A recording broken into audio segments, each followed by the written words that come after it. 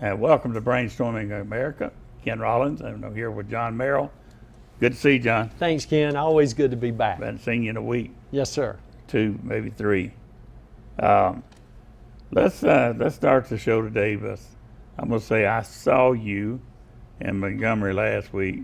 Didn't see you personally, but I saw you on TV, and you was with a fellow out of Mar-a-Lago. Yes, sir. Donald Trump. Got some questions. Yes, sir. I want to pick your brain. You served in the House of Representatives, and you was our Secretary of State for 8 years. Yes, sir. You know a lot of the political happenings, and you're personal friends with President Trump. Now, he's facing a lot of indictments, and I'm confused over something. I bring them all together and put them in the back. I'm saying, with the exception of the papers. Right. It's a freedom of speech issue to me. I heard him saying, well, we thought this is with the Jacksons. His thoughts were this. His thoughts were that. How do you get in somebody's head and say, well, during that January 6th, Donald Trump was thinking this? Because they're going to have to prove what he was thinking. And he told Pence, he asked him to look into that, sending no different than what Maxine Waters and Nancy Pelosi had done in the past. Sure. Send them back to the state to look at it again. Sure. And now that is being election interference by saying you have the legal right to send those electoral votes back to the state that they came from, Arkansas or Alabama, and have them review.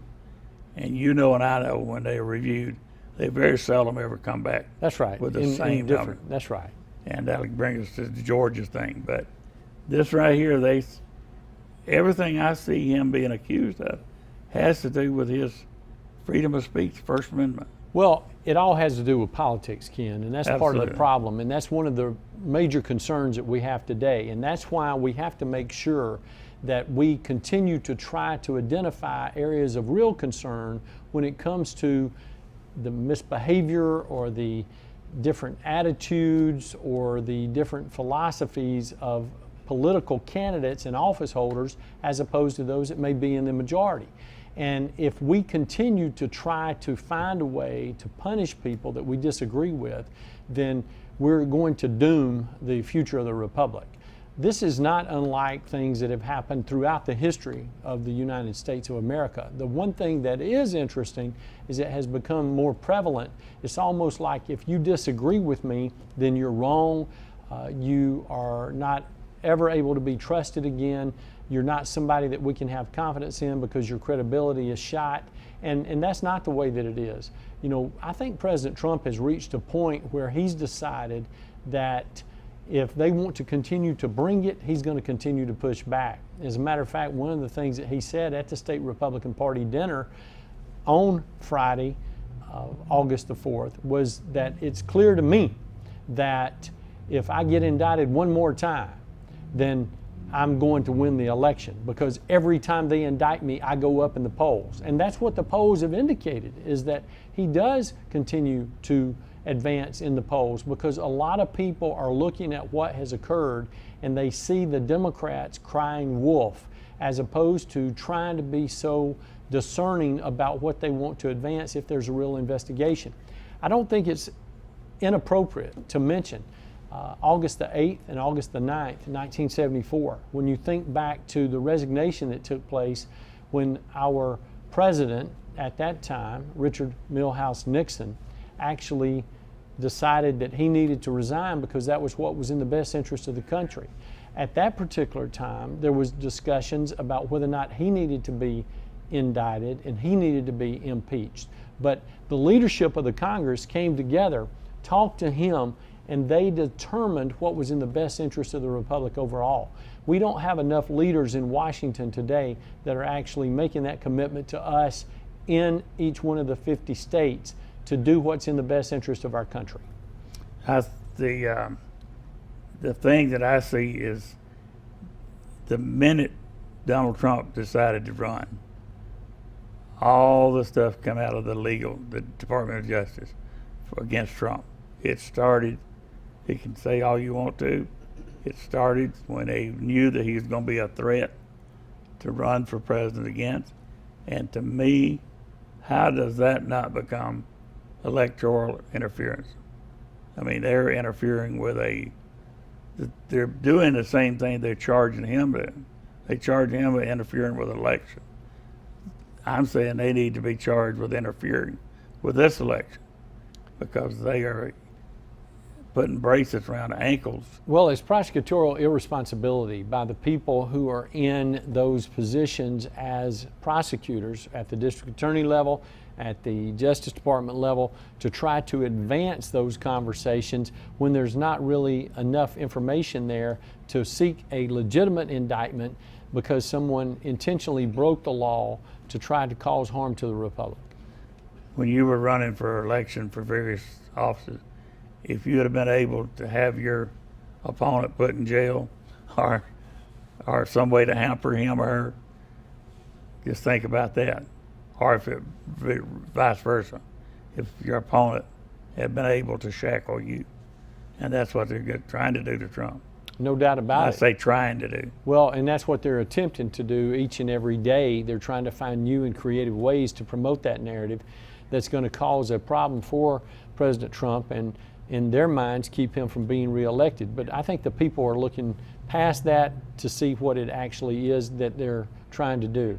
We appreciate you joining us again this week. We're excited to have you back for another exciting episode of Brainstorming America. We'll see you back here right after the break. Welcome back to Brainstorming America, Ken Rollins. And as we coming back from, hope you enjoyed your break. John, I saw another report that I don't know how it's going to affect us, but that millions of Americans have stopped thinking about retirement and are now thinking about how long I can stay on this job. Now, the guy that used to say, I'm getting short, I'm down to 15 months, he's thinking on a 20-year retirement. Now he's looking at, I'm not even going to set a year. I'm just going to stay working, take care of my family. That's a sad thing. It is a sad situation, and one of the things that's so disturbing is that there's so many people that are in particular roles, in particular positions, that at some point your productivity suffers because you continue to stay in that particular position. And so what we have to do is we have to give people confidence that when they retire, they're going to be able to continue to make it on the resources that have been generated by their retirement income that they set aside, and that it will be enough to be a livable wage for them in their retirement years. Because if people are afraid, they will stay on the job because they don't want to find themselves in a position where they're being a burden to their family. They don't want themselves to find them in a position where they are causing concerns for their neighbors or their friends, or that they cannot put food on their own table or just take short trips that they would like to take. So that's where we are today, and we have to continue to try to work through that, and we try to help our fellow man as they're trying to work through it as well. Yep, and another statistic I saw reported last week, homeless in America has increased 38% in the last year. 38% increase in homelessness overall. And people think about, they're just sorry people, but let me give you an instance of a homeless person. On the State Board of Veterans Affairs, they introduced a young lady. She had Korean descent, but she had served for 4 years, and she had served in Iraq, and she had a husband. While she was in the service, her check from the military was going into an account in Montgomery, Alabama. He had control of the account along with her. So she was discharged 2 weeks early. So she's going to slip in and surprise him. She tried to put her key in the door and it wouldn't work. Lock had been changed. And a Hispanic lady come to the door, asked her what she was doing. She was trying to get into her house. Well, she had been gone for 9 months. The lady said, I've been living here 9 months. Her husband had moved out with some other lady. Wow. Getting her check. She had no income whatsoever. The only family she had was in Korea. Wow. She couldn't get money here. She was living on the streets in the park there outside of Bowell Auditorium in Birmingham. But she got put on the board. She went to the DAV and she's getting disability. And while she was doing that, somehow her name got put in the pot for her to, and she got selected for the board. And I served with her for a long time, not knowing she was homeless. Yes, sir. But you think about it, well, she wasn't a sorry person. Well, different people have different circumstances that result in where they are personally and professionally. Absolutely. And I think it's important that we not prejudge these individuals, because you never know what actually is causing them to be in the position that they're in. I'll see some of them up in Centennial Park every once in a while. And I'll call them over and I said, tell me your story. And they'll start, well, I said, now wait a minute. I don't want a story. Tell me what happened. Why are you here? Why am I here? Okay, I'll tell you. And some of it will break your heart. And some of it makes you say, man, and it has to do, I'd say 80% of it has to do with drugs. Sure. But I also, with the homelessness, I have to deal with, because I'm the go-to guy around here. I deal with a lot of suicides, and it has to come off of that homelessness. That I'm not worth nothing. I'm not worth the trouble. So when you see somebody that's homeless, don't, like John said, don't prejudge them. You might want to wonder how they got there, and it might not be what you think it was. And now that the White House, they're talking about free speech, they're trying to censor Facebook and Twitter about what they're putting out regarding the elections and whatever. And I hope that somewhere somebody files a suit and that, because that's wrong. They're trying to control the speech. Same thing basically mad at Trump about. Ken, anytime the state tries to control the media and what's being reported in the media, it's a bad thing, because it puts us in a position where we can't trust the information that we're receiving. And if we find ourselves in that role, then we're going to be skeptical about all the information that we receive. And when that happens, a large amount of distrust is introduced and credibility is shot. And so we don't know where to get the information, and we don't know how to respond to that information. So we've got to do everything we can to push back against that narrative and rely on an open and free media. We saw a lot of that during the pandemic and COVID, when Governor Ivey would put out something. Oh, she just coming out, you know. Yes, sir. We're going to see you back here in just a minute for the last segment of this week's episode of Brainstorming America.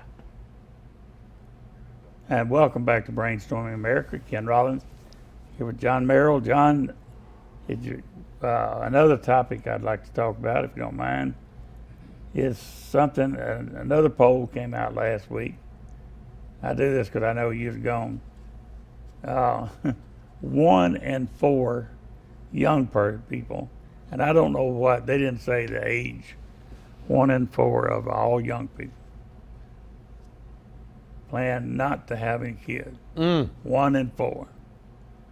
So in the out years, that's going to be significant. It is significant. You're seeing that in China right now with their policy to... But they demand it. That's right, where they prevented people from having more couples from having more than one child. Now, they've come off of that policy now as a national policy in China, but it has actually restricted the growth of that country for several years, simply because of the way that it was implemented. And there's no telling how many people that were not born that might have been able to help us find a way to solve cancer, might have helped us find a way to solve some economic problems, may have been a great political leader that was born, several great athletes that could have been born. So whenever we get into that restrictive type growth when it comes to human development, that's never good. When we see somebody there boasting from something from a podium in Washington, D.C., and they're saying we need abortion here, you notice the one thing about them, they were not aborted. That's correct. And when I talked to my daughter when she was younger, when she was young enough to listen, is that right, Leah? They, the people that, the parents that were talking to the kids would tell them that that kid that was going to be born could be your next president of the United States. And like you said, discover the cure for cancer. I've even taken it further. I go up to the walls up in the park. I'm up there by myself. I back up to the wall and I put my finger on a name engraved on that wall. And I turn around and see whose name it is. And out loud, nobody but me and them, I talk to them. What would you have done, John Elliott? What would you have done? I say their name because I always believe when you say it, it goes up into heaven and they're hearing their name said. So I said, John Elliott, what would you have done had you have been allowed to live? He got killed in Vietnam, but he didn't get a chance to serve out and be what he wanted to be. So we've got to assume out of 110 names right there from Alabama, one of them would have done something significant enough to touch mine in your life. But they didn't get to make it at all. Or they may have been the father or the mother of someone that was able to change Absolutely. The future of our world. Yeah. And that's something that you never know. One of the things that President Reagan said, which I have found amusing over the years, is that he has never seen anybody that was promoting abortion rights that was not already born. And I agree with him on that. Another thing, on the January 6th thing, we're talking about Trump. I listened to the charges, and I listened to some of what I consider smart lawyers. And it came out that a lot of the charges against Trump are based on what he was thinking. I mentioned that earlier, but they feel like the charges, they're assuming he was thinking a certain thing and he acted that way. So I want to hear what actions he took, because I saw him tell the people to go peacefully and patriotically express themselves. Is that not what happened? He made that clear. That's been documented. It's recorded. The tape exists to show you that those were the directions and instructions that he gave those protesters that actually were in Washington, D.C. on January the 6th. Now, if you had expressed something like that, any kind of an order as a Secretary of State to one of your employees, and they did something opposite, they go say, well, it came from John. That's from, but you got something on tape where you told them to go to A, but they decided to do B. And that's exactly what I'm seeing out here. He did not tell those clowns to go in there and do what they did. They were getting escorts from the police, but there was some that decided to go a different route. That's correct. And I don't care if you got a race, a car race, a football game, a rodeo, you're going to find people like that. And at that large of a gathering, with no kind of oversight, something's going to happen. But you don't blame the guy that's putting on the rodeo because some idiot acted up in the crowd. That's correct. You don't blame the guy that's over NASCAR because 2 race car drivers got in a fight. You know, I mean, this is what's so simple to me, but I'm not legal, so I don't know what to do, because it seems to me they're charging him for something that he had no control over. Well, again, Ken, I think what they're doing is they're trying to find a way to pin some type of event or occurrence or activity that actually transpired on him, and saying that he's the reason that happened, and that if he had not initiated the conversation by encouraging people to come to Washington to have their voice heard, then that would not have actually happened. And you can't say that, because you don't really know what occurred. We'll never know the full story of what occurred on January the 6th. What we do know is that it was not an insurrection. And that is a term that continues to be used in the media. It's a term that continues to be used by Democrats. It's a term that continues to be advanced by people that are not supportive of former President Donald J. Trump. And I think it's very important to know what an insurrection is. And there have been accounts throughout the history of the Republic where insurrections have occurred. They've occurred in other countries around the world.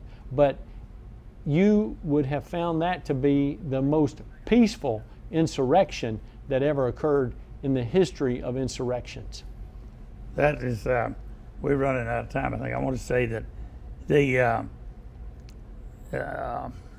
the lawyers were telling Trump something.